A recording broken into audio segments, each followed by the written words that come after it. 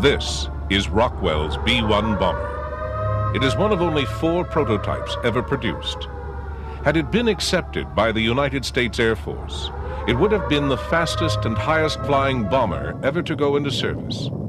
The paradox is that the plane that ultimately did see service, although looking almost identical, flew at half the speed of the B-1, but was much more effective. In many ways, development of the B-1 paralleled development of the very first strategic bomber, the B-17, in that the B-17 also had to deal with an array of problems. The history of the B-17 began when the Army Air Corps circulated a specification for a multi-engine bomber. They probably only expected manufacturers to respond with a twin-engine design, but the Boeing company, showing what was to be characteristic foresight, offered a 4-engine plane.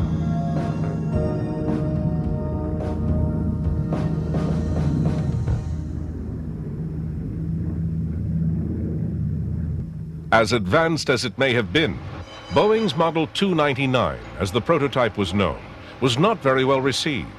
An accidental crash in the early trials and a belief in some quarters that large 4-engine planes would be too difficult to fly in combat cost Boeing the initial order. And yet certain factions in the Air Corps encouraged Boeing to continue development of what was, for its time, a massive aircraft. Using much of its own money and fighting government cutbacks, the company continued to develop what was ultimately to be a most important plane. World events were to justify this decision.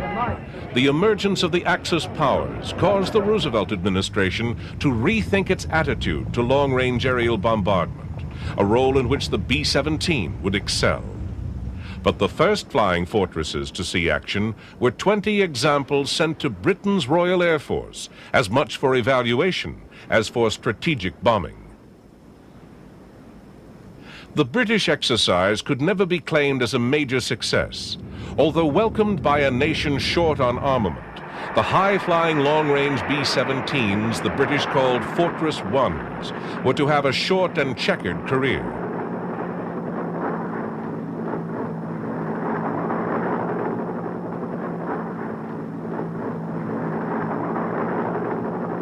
By flying at 30,000 feet, RAF crews had hoped to evade German fighters. But the high altitude did not deter the Germans, and the limited defensive firepower of the B-17s proved inadequate against the Luftwaffe.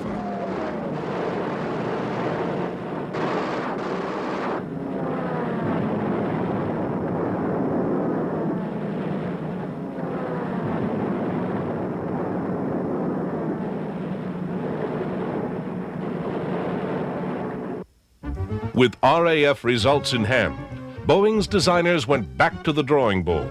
If the plane was to survive, it would have to be rethought. Substantially more armor, which might reduce the plane's bomb load, would have to be added. With a wartime effort underway, women joined the workforce, and production of the B-17, the plane that at one time no one wanted, was considered a strategic priority.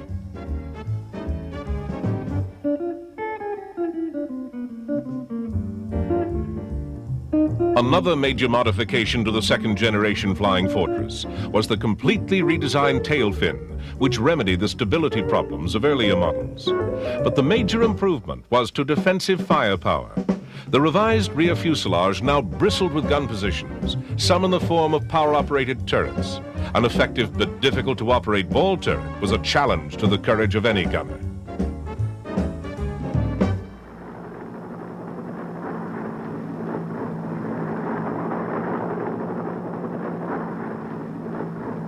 Bombing by day, B-17s over Europe would continue to suffer heavy losses. It was only the later addition of the escort fighter that radically reduced the toll.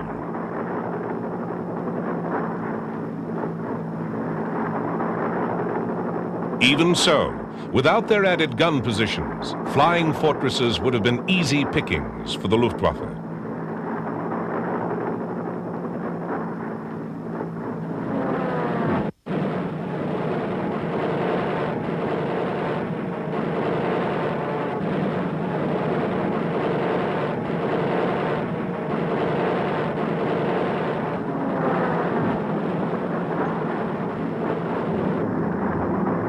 Despite the high cost in lives, there is little doubt that the theory of strategic bombing was well proved, disrupting German industry and slowing down the Nazi war machine. It was an effective but very expensive way of waging war. Throughout the conflict, Germany never had a four-engine equivalent to the B-17. But its scientists did produce a novel and potentially very effective weapon that risked very few German lives and caused considerable panic to its opponents. Powered by an air-breathing pulse jet engine, the V-1 was the forerunner of a new generation of weaponry. Its main achievement was to cause blind panic among civilian populations, because with limited guidance, pinpoint targeting was not possible. Although a very clever weapon, the V-1 could be brought down by ground fire and by fast-flying fighters.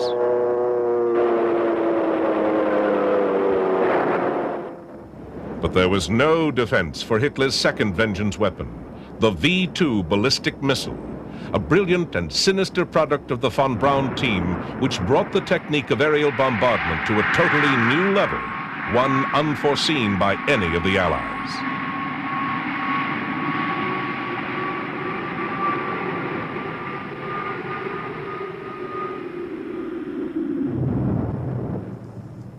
Meanwhile, American scientists had developed the automated fire control system and had worked to perfect the pressurized fuselage, enabling high-flying bomber crews to operate without the restrictions of earlier planes like the B-17.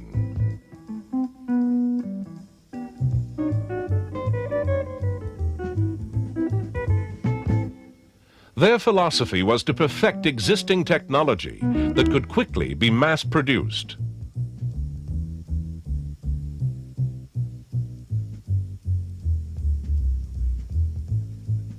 These innovations, together with many others, came together superbly in the B-29. This was the ultimate development of the conventional piston engine bomber, utilizing America's enormous production capability. But B-29s were never used in Europe. Their principal target was Japan.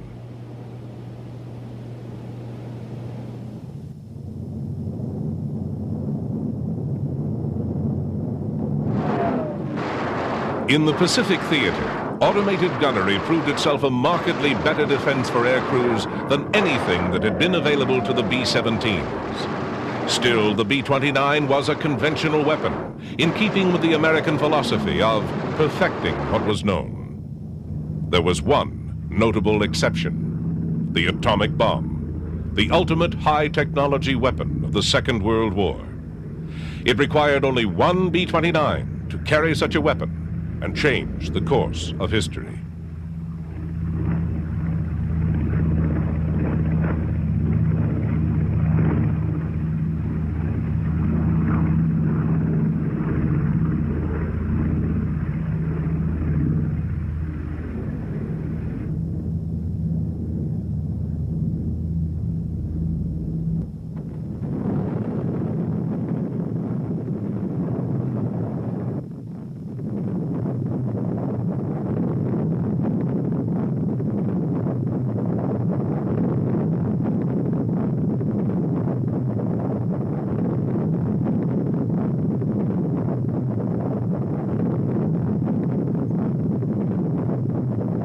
Humanity had lost its innocence.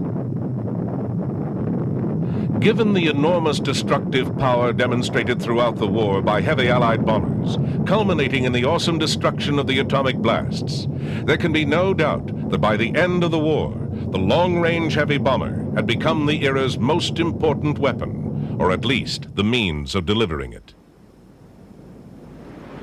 Nevertheless, there was also great interest in captured German V-weapons. Shipped back to the United States, V-2s in particular were tested by American scientists, although their limited range suggested their usefulness might not be great. But a more serious challenge to the dominance of the long-range bomber was also emerging. Even as early as 1946, the proposed Snark intercontinental missile offered an extremely useful range of over 5,000 miles. Although not to be operational until the early 50s, this extensive redevelopment of the V-1 concept was to be a major success. Still, delivery of atomic weapons in the late 1940s was exclusively assigned to the traditional long-range heavy bomber, and the B-36 assumed the role as the first truly intercontinental bomber. It would protect its enormous bulk by using a large number of gun positions to defend what some considered to be the indefensible.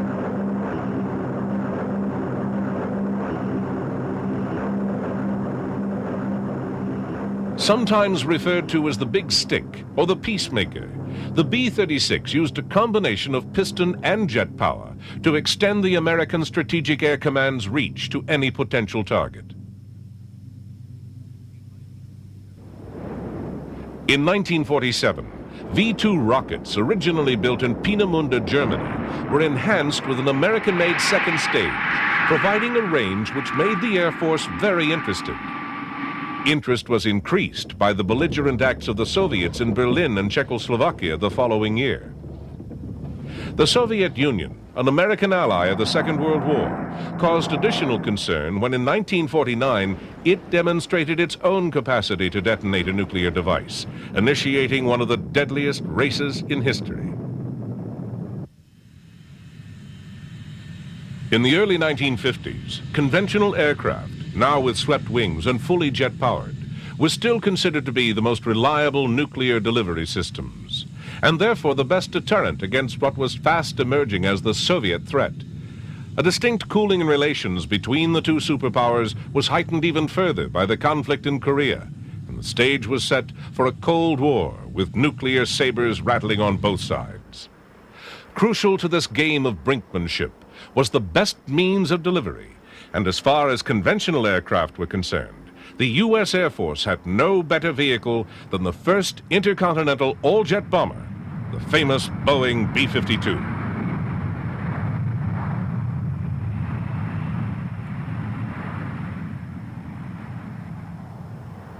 The already considerable range of the B-52 was enhanced by enormous auxiliary fuel tanks, which could be jettisoned after use, giving the aircraft maximum improved aerodynamics.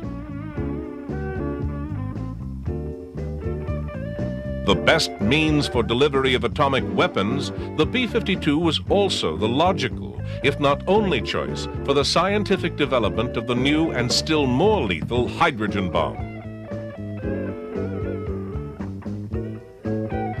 Here, at a high-security base in the Pacific, technicians install a new generation nuclear device, similar in size to the A-bomb which devastated Hiroshima, but more than 100 times more powerful.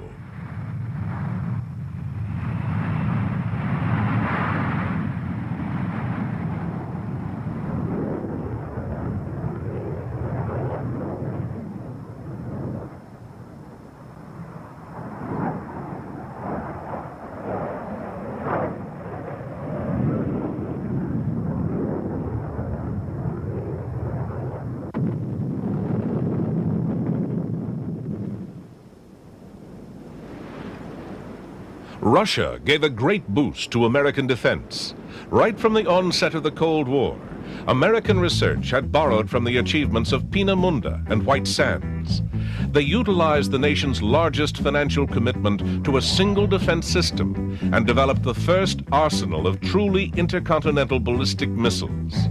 With the urgency of a war of threats and technology, America's talent for mass production was set to work on a defense system that would totally eclipse the manned bomber program.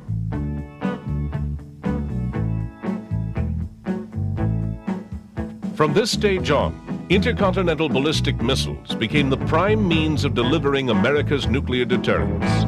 They confronted an equal, if not greater, number of Russian missiles, which combined with other weapons on both sides in a bizarre formula referred to as mutually assured destruction. This arrangement did, however, succeed in maintaining a balance. With so much devastation available, neither side could seriously consider nuclear warfare without ensuring its own extinction. But there was a downside. Missilery was an all-or-nothing option. On the other hand, the manned bomber could be sent towards its enemy in a fine mixture of saber-rattling and brinkmanship. B-52s stayed in service, equipped with short-range air-launched missiles. They could be released at a safe distance from the target. Some, like the Hound Dog, was supported by a conventional wing and powered by an air-breathing jet, a concept not totally removed from the V-1 technology of Peenemünde. A quantum leap in the evolution of the manned bomber came with the remarkable XB-70 Valkyrie. The B-52 would be a hard act to follow, but North American aviation put forward a submission that was as courageous as it was brilliant. The XB-70 program still stands today as an example of the combination of ingenuity and high technology to achieve otherwise unattainable results. Air Force parameters for the new bomber stated that it should fly 3 times the speed of sound at extreme altitude, beyond the range of Soviet defense systems. The XB-70 would certainly have secured its own defense through performance, and in spite of the coming dominance of the ICBM, still offered Air Force generals a flexible manned bomber alternative. It was a valuable card in the game of political brinkmanship. But suddenly the program was abandoned. Confidence in very fast, high-flying bombers was shattered with one single act. The missile was to be the nemesis of the manned bomber, when the Soviets demonstrated the accuracy of ground-to-air anti-aircraft rocketry. Once again, the technology of wartime Germany suggested the next step. The variable sweep wing design had been under development in Germany in the final stages of the war. Later, it had been developed by the American X-plane program. It took many years of research to perfect the swing wing concept. The first practical use came with the most remarkable aircraft. General Dynamics F-111 proved the theory of the variable swept wing, which allowed the pilot to change configuration from a high-speed delta to a conventional straight wing position for target approaches below enemy radar.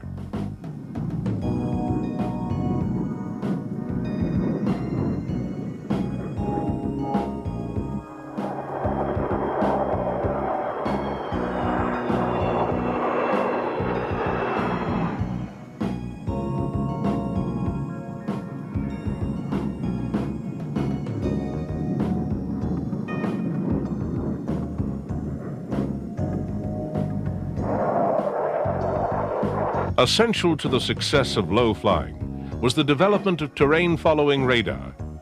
This enabled the pilot to select impressively low altitudes to which the F-111 would automatically adjust, following the contours of the ground below.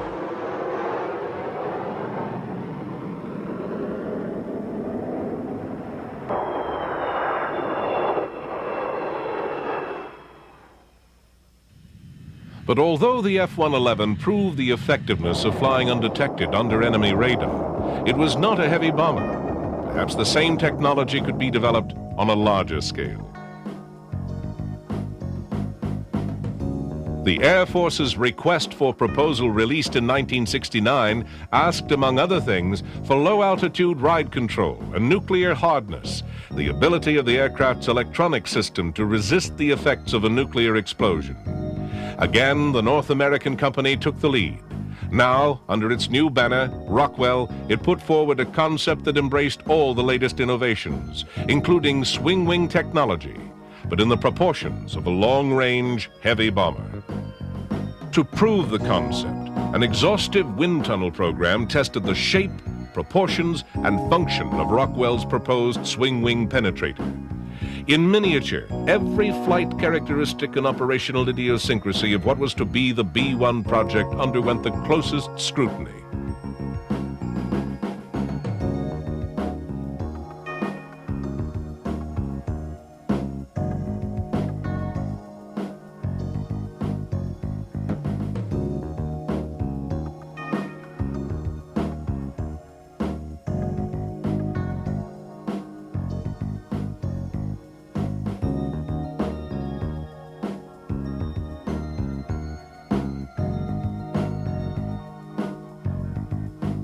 Throughout the verification process, models were used in many different ways.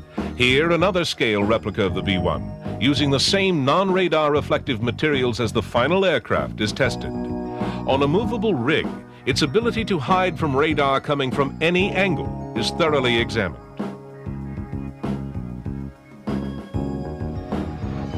The biggest and most impressive model in this process was the final full-scale mock-up. This faithful representation of the designer's ideas gave the manufacturer and the Air Force the feel of the final aircraft. In those years before computer technology made it unnecessary, the mock-up gave the last opportunity to explore the practicality of the concept before committing to the expense of production. Even details like hinge doors and access panels are faithfully modeled so that ground and flight crews alike can assess almost every physical detail of the finished aircraft. A variety of model weapon loads, both outside the aircraft and inside the bomb bays, look absolutely convincing and provide the closest possible insight to the real thing. So does the layout of the cockpit, and even the swinging mechanism of the wing works just the way it will on the production version. This level of perfection is a test to the model maker, but manufacture of the real thing was to challenge the engineer far more.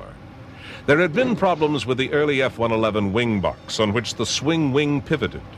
The B-1B would carry a load many times greater than the F-111, so this facet of its operation was tested in the most punishing way.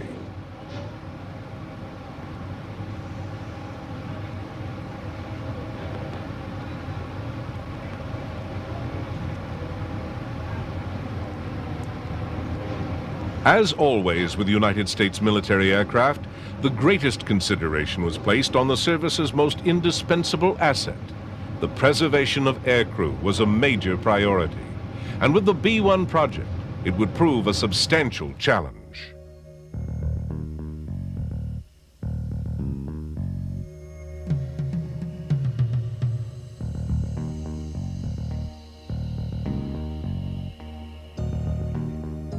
Rockwell's engineers tackled the problem of crew survivability from a stricken plane in exactly the same way General Dynamics had with the F-111 crew capsule.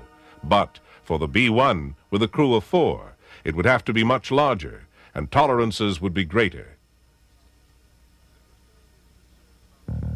There was always concern about the effects on aircrew, not only from the force of ejection, but more importantly, from the impact of landing.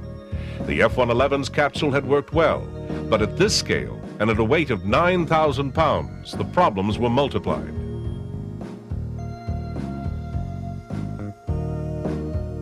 There was a real danger of spinal damage to crews on impact, so rapid action airbags were developed to cushion the effect of the module as it hit the ground. Because of the nature of the B-1's mission, the airbags would have to work on land and water.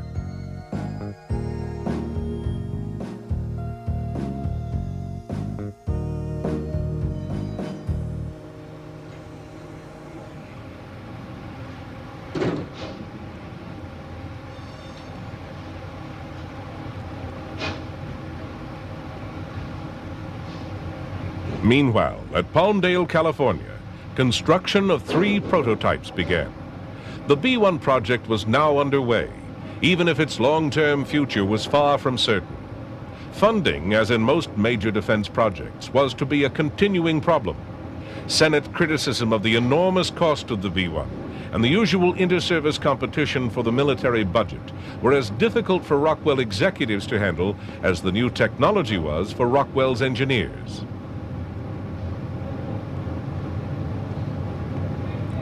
Here, the dedicated test rig is used to assess tolerance to stress, to prove the integrity of the B-1's basic design.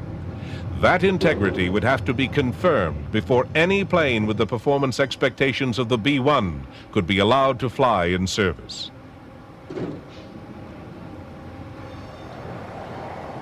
Eventually, after years of gestation and months of production, the first B-1 was displayed to the public on October 26, 1974. Its sleek lines were emphasized by its glossy white finish. At the time, it was the largest swing-wing aircraft in the world. The first B-1, serial number 74-0158, rolled down the Palmdale runway on December 23, 1974, for its maiden flight. Originally, plans called for 5 flying prototypes and 2 for structural testing, but because of cuts in the program, only 3 planes were ordered. The second and third of these were not to be available for flight testing for over a year. So on the first flight of the first plane, more than usual precautions were taken. Without a ready replacement, loss of this prototype could cause the whole program to collapse. Little surprise then that the first short flight to Edwards should be accomplished with wheels down. Nor was any attempt made to alter the position of the enormous swinging wings. But the two-man crew did adjust the jet exhaust system. This complicated arrangement is sometimes referred to as the turkey feathers for obvious reasons. To control the final stages of up to 30,000 pounds of thrust with full afterburner is a difficult but vital function.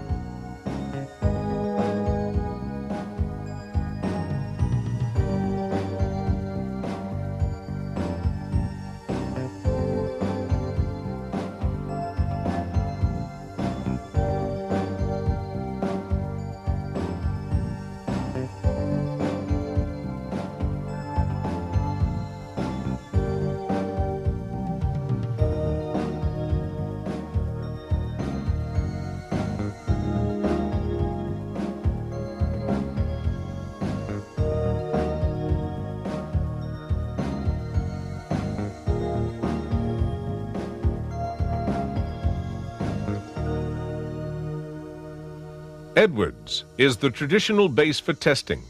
Once called Murrock, this Air Force facility has been the home of many major test programs. Here, from the dry Californian desert, the first B-1, with the hopes of Rockwell and the Air Force in the balance, would undergo the most thorough flight testing. All the while, its detractors looked for the slightest flaw to capitalize on. Already there had been problems with cost overruns. These had been added to by the government decision to produce fewer test planes, substantially increasing the unit cost. Also, the decision to stretch the early delivery schedule created problems with the aircraft's 3,000 subcontractors. Logistics must have been a nightmare.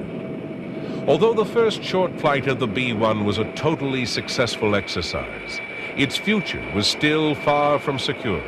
And much of the real flak the program was to encounter had little to do with the plane's performance. Rather, the arguments were of need, philosophy, and politics. Did the Air Force really require a new bomber? How valuable was a recallable man deterrent? Genuinely informed assessments of whether the B-1 might be able to achieve its mission requirements were less easy to find. And against this backdrop of uncertainty, engineers and test pilots would have to prove Rockwell's super bomber.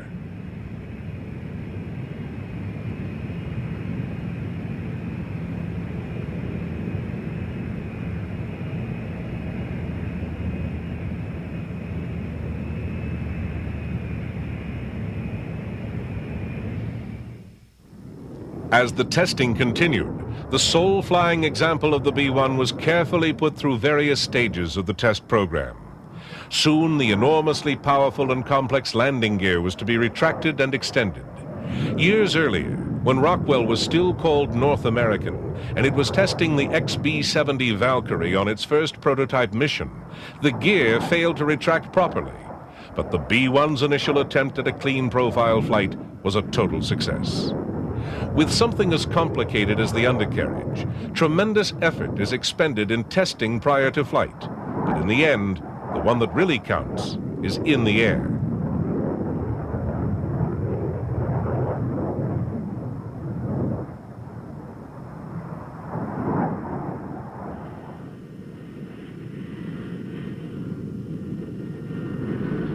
Throughout 1975, Rockwell's single-flying B-1 ran a gauntlet of tests, including the crucial wing sweep function from straight wing to delta shape. There was a comprehensive testing of the four General Electric F-101 fanjet engines, and of the delicate task of aerial refueling, necessary even for a plane with the B-1's range. It was tested in high-level flight at over 50,000 feet. Then down to the deck for the all-important below-the-radar barrier trials, flying over 600 miles an hour at less than 200 feet. In these circumstances, the small vanes of the low-altitude flight control system were vital. government cuts to the program meant that only 3 prototypes were to be built. The first of these was to fly, and the second was for structural testing. By the end of 1975, the stress tests were complete, and the aircraft was released to be fitted out for flying. But it would not be available till May of the following year. In January of 1976, the third aircraft, built for flight testing, came online. This aircraft would concentrate on much of the complex avionics equipment used in the B-1 program, especially the Boeing-built offensive electronics system, a vital part in the B-1 mission.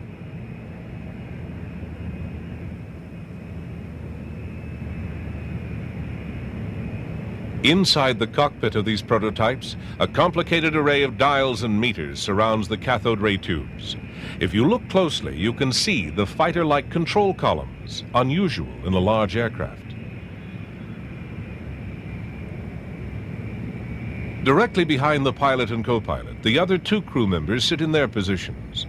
The defensive and offensive systems operations use the high point of radar development not only to identify and target the enemy, but also to fend off attacking opposition fighters. It's a far cry from the air gunner huddled in the rear of the B-17. The B-1 crew fly in comfort, but in combat they'd face the same old risks, fighting off late 20th or 21st century bandits. As the testing of the first 3 aircraft continued, with the speed and altitude envelope being constantly pushed, a 4th plane, authorized for August 1976 production, started its early stages of construction. With this latest B-1 underway, it seemed the program had gained sufficient momentum to survive its critics. With so much research behind it, and so many of the problems solved, it appeared certain the Rockwell bomber would continue into production. But then, on June 30th, 1977, the recently elected Carter administration canceled the project, and the B-1 program came to a halt. A unit cost of over $100 million was not the least of the reasons for cancellation, but there were others. One influential factor was the earlier successful testing of a unique combination of 2 proven pieces of American hardware, a Minuteman missile and a C-5 transport aircraft. If it could be demonstrated that the C-5 was capable of launching the missile in flight, then it could offer the Air Force an extremely cost-effective form of recallable deterrent. The survivability of a massive transport aircraft as it approached the combat zone may not have been great, but the extra range offered by the missile may have combined to produce some form of deterrent if the experiment worked.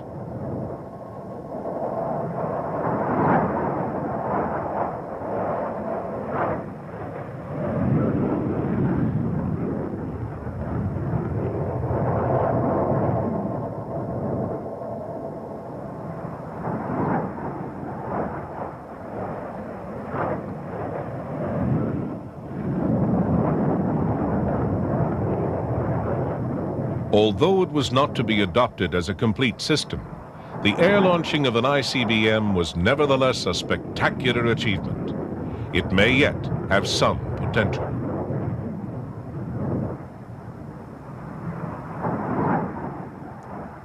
A much more concrete threat to the B-1 came in the form of the Air-Launched Cruise Missile, or ALCM.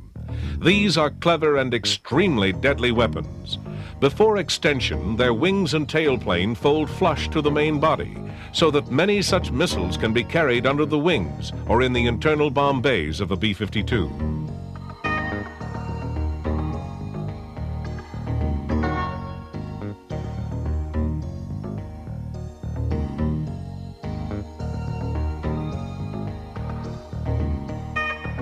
The ALCM program, which was quickly implemented by the Carter administration, gave the aging B-52s a new lease on life as a suitable delivery system. The cruise missile uses small air-breathing jet engines, and with their extended wings and subsonic speed, obviously owe something to the original cruise missile, the German V-1 of World War II. But 30 years of technical evolution enabled the addition of concepts similar to the terrain-following radar first used in the F-111. This produced a weapon that was at the same time economical and effective, and considerably extended the range and survivability of the B-52. One thing was certain after the Carter decision to cancel the B-1. The B-52, old as it was, would have to carry on as America's only long-range recallable deterrent. But although more life could be squeezed out of these remarkable aircraft, it was equally obvious that in the long term, a new delivery platform of some kind was inevitable.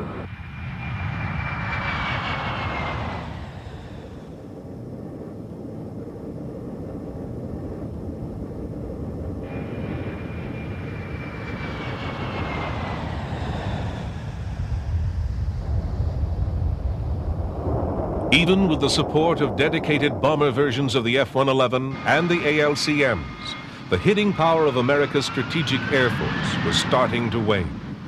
In spite of the discussed conversion of transport aircraft to carry cruise missiles, it had been known for many years that survivability over or even close to enemy airspace required specialized aircraft, and a missile-carrying transport would be limited to a type of delivery far less challenging than the Air Force would expect from a B-52 replacement. Clearly, a long-range penetrator was needed.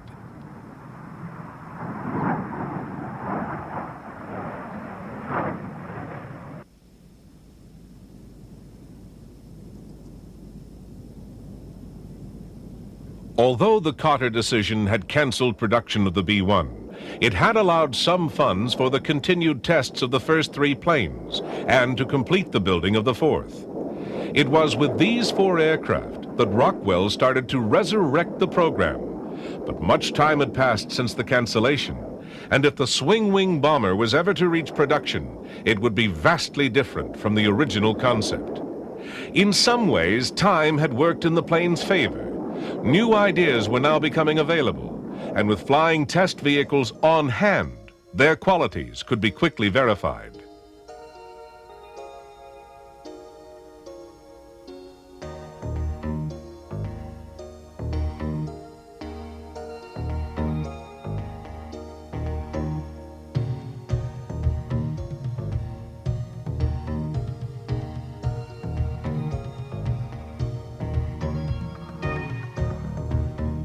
The most important change to strategic thinking was the revised attitude toward high speed. The first parameter for the B-1 had been that it could fly at over 50,000 feet and speeds in excess of Mach 2, twice the speed of sound. And then, as it approached enemy radar, the plane was expected to drop to 200 feet and high subsonic speed to make its final run undetected. But later thinking claimed that Mach 2 speed performance was of no real strategic value. Low and slow, if 600 plus miles an hour is slow, was seen as the best way for a long-range penetrator to reach its target. The reduction in top-end speed requirement would enable other benefits to be included in the new plane and would also contain costs. Much greater emphasis was placed on making the plane invisible by using non-radar reflecting materials. The new bomber would appear to be less than 1% of the size of a B-52 on enemy radar screens.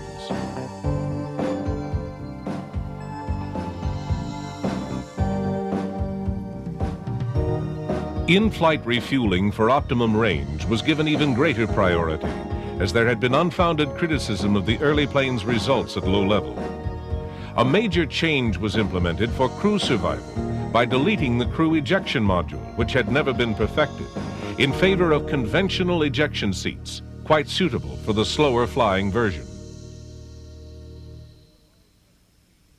With revised specifications from Rockwell and the pressing need to solve the B-52 replacement problem, the Reagan administration announced in October of 1981 the decision to build 100 Rockwell bombers to be called the B-1B. The 4 earlier prototypes, which had done so much valuable work to prove the basic and later the modified concepts, would continue in the test program as the B-1A. It is entirely possible that had these 4 original aircraft not been available, the entire B-1B, the born-again bomber project, would never have got underway.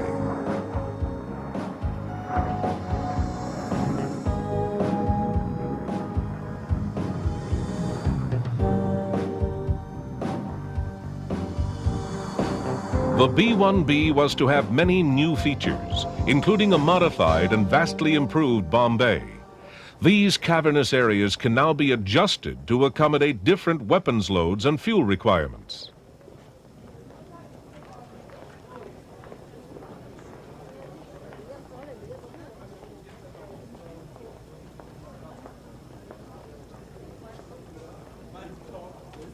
Clearly, given the success the cruise missile had enjoyed, it would also have to be accommodated.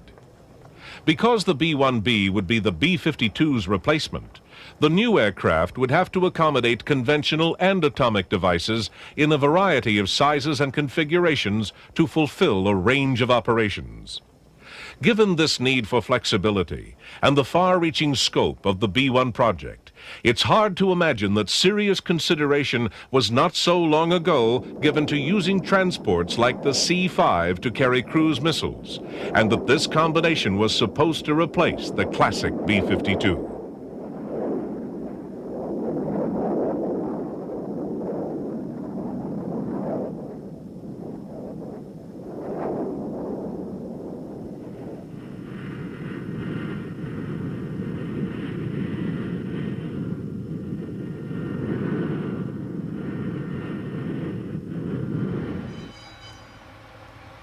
As the B-1A continued to prove the new performance specifications, work on the B-1Bs was well underway at Palmdale.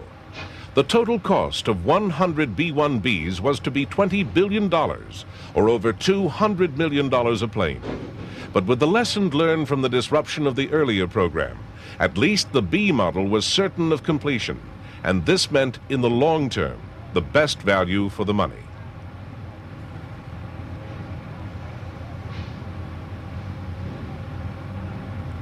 Much of the B-1B's cost goes to provide its sophisticated avionics equipment. Fixed antennas and radar dishes literally project from every angle of the fuselage, all gathering information for its computers to analyze. From this data, the crew will make decisions that may well resolve the outcome of a mission with historic importance, and the fate of the aircraft and those that fly it could equally be at stake. All things considered, perhaps the Rockwell swing-wing bomber is not so expensive after all. Many types of skills and technology are employed as the tens of thousands of parts come together, and the giant technological jigsaw puzzle that is the making of a modern bomber starts to take shape.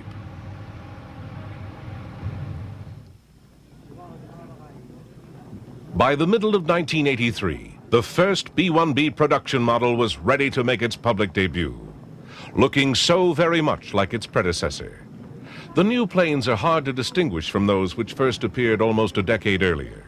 Modified air intakes and a small window for the radar operators are subtle but effective clues for the untrained eye.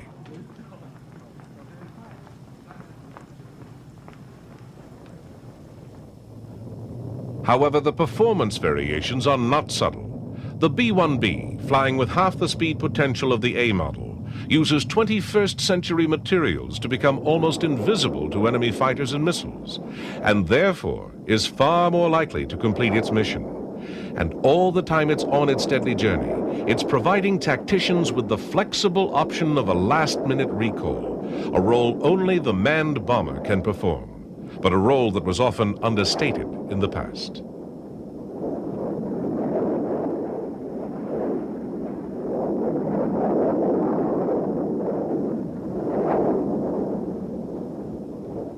Having survived against competition that started with such crude weapons as the V-1 flying bomb, and later evolved into the sophisticated and extremely deadly cruise missiles that would be carried by aging B-52s, and having been eclipsed by the development of ballistic missiles, which began with the German V-2 rockets, and over time developed into the powerful intercontinental ballistic missiles that completely dominated the topic of nuclear delivery for over 30 years.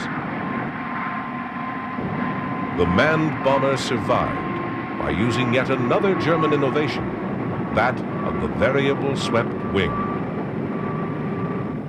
In the early 60s, the idea, greatly refined and used in conjunction with terrain-following radar, emerged as the F-111, a very successful medium strike bomber.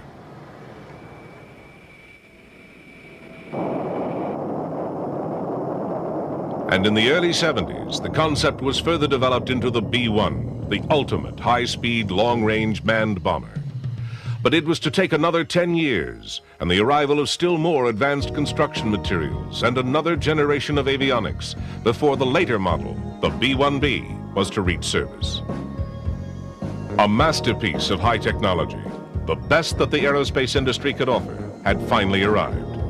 It will fly well into the 21st century, and given time will doubtless become a similar legend to the aircraft it replaced, the B-52. But clearly, the B-1B, the born-again bomber, is already one of the world's great planes.